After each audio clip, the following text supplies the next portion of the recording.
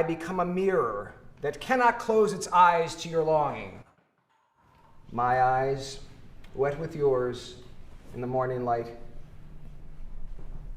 What is he saying? Yes, Sophie. I think it has to do with love. I mean, when I have a boyfriend and I love him and he loves me, it's like we're the same person. I feel. I think it's really interesting that we got into that male gaze kind of moment slash into the power that sexuality holds over others when used for the worst. And also the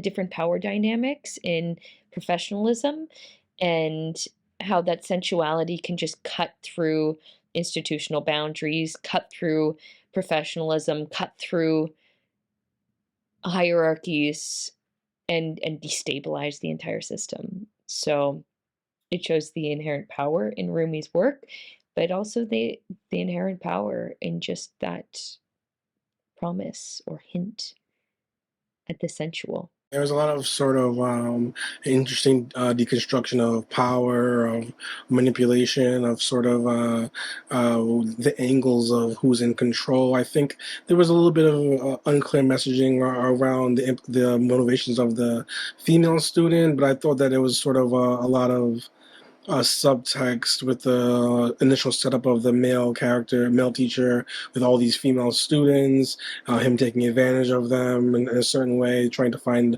a bridge between sort of the poetry, I believe, or the written word that they were dealing with, to sort of creating a bridge to actually taking advantage of a student, having that same student being taken advantage of by this person that was supposed to be helping her, but also making it seem like she was sort of implicit in the dynamic. I thought there was an interesting deconstruction there, but I thought it was well acted to allow that sort of conceit to play out. I thought the everyone sort of carried their own weight in the scenes that they had. I thought, especially in the open with the classroom setting, it felt very realistic, and I thought that the ending had a dark weight that I thought was appropriate for the themes and implications of the overall piece. So I thought it was well done, well acted, and thought provoking. Name it after a dance because you do see this character kind of dancing around her relationships with these individuals in power and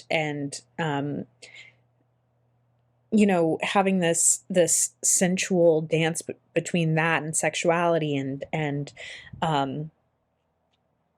navigating the space in between those and using that to her advantage. I think it was a really interesting look at these relationships and not one that I've really seen before. And it was done very well. It was done in a way where you see this continual behavior, but they're still quite different from each other. So I really want to commend you on that. I think the acting was really good in this, and I think it really worked to the benefit of this piece.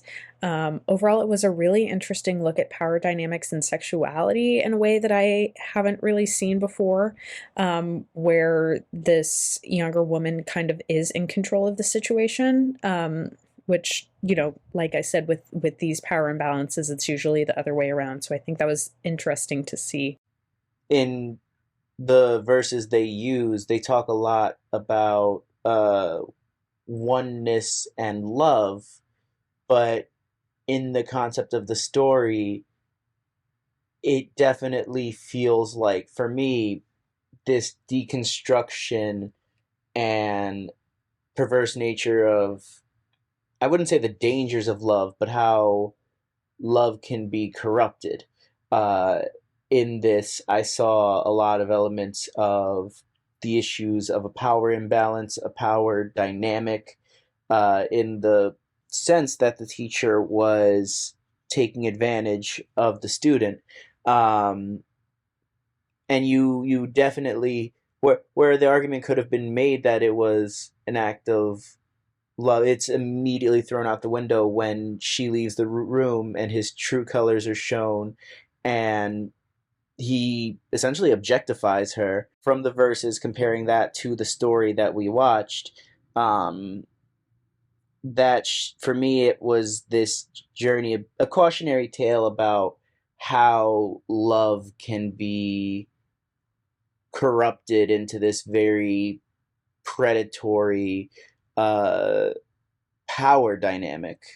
From this all-woman classroom and a male teacher that seems to have this persona or presence that garners all this adoration from these women students. I think there's immediately a tension that is created.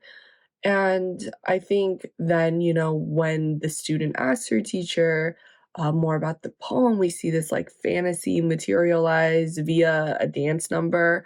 And I think this short to me begins to explore the question of exploitation.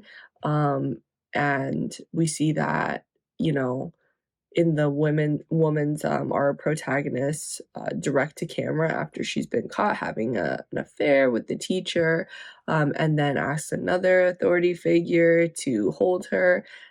So I think the short really does ask you to engage in this question of like who is seducing, especially when we then learn about the woman's past, and we see the male teacher like very like violently speak about her and her experiences, and that to me I think was a very interesting like texture of it, and I think it very much does ask these questions of like um love and self-love and ego, and who is doing seducing, and who gets to put labels on folks in their pursuit of love and sex.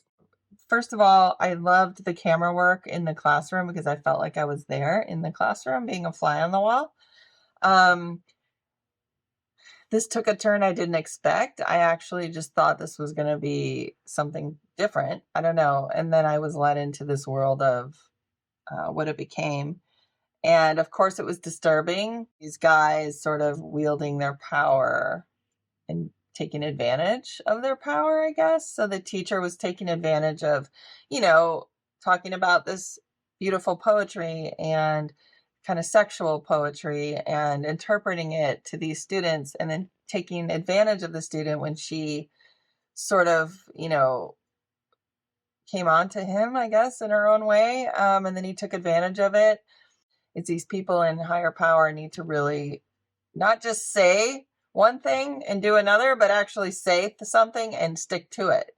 So he was obviously not sticking to what he was preaching. I do like that it showed both sides. Like the girls can be manipulative, but then the men can be taking advantage, and who's really at fault here. But to me, what it comes down to is the person in charge, the person that's a leader, needs to really withhold an ethical and moral standard within a school system. So good job with the acting and the writing. The ending of this is very interesting because then you wonder, well, who is taking advantage of who?